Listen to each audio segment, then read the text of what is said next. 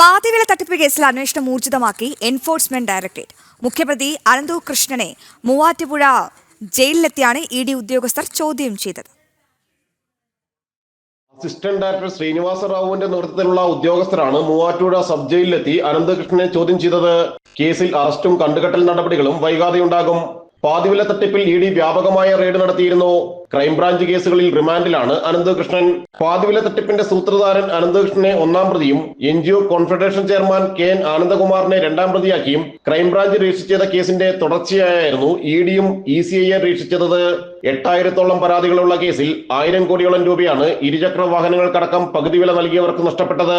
തട്ടിപ്പിലൂടെ സമാഹരിച്ച പണം കൈവശമാക്കിയ മറ്റു ചില കണ്ണികളും കേസിലുണ്ടെന്നാണ് ഇ ഡി അന്വേഷണത്തിൽ വ്യക്തമാകുന്നത്. ഇവരെ കേന്ദ്രീകരിച്ച അന്വേഷണം പുരോഗമിക്കുകയാണ്. അറസ്റ്റിലായ അനന്തകൃഷ്ണൻ തട്ടിപ്പ് പണം ഉപയോഗിച്ച് വൻതോതിൽ സ്വത്തുക്കൾ വാങ്ങിക്കൂട്ടിയിരുന്നു. ഇതിനു പുറമെ പലർക്കും ഭൂമിക്കായി അഡ്വാൻസ് തുകകളും കൈമാറി. ഇത് സംബന്ധിച്ച വിവരങ്ങളാണ് ഇ ഡി തേടിയത്. ജനം, കൊച്ചി.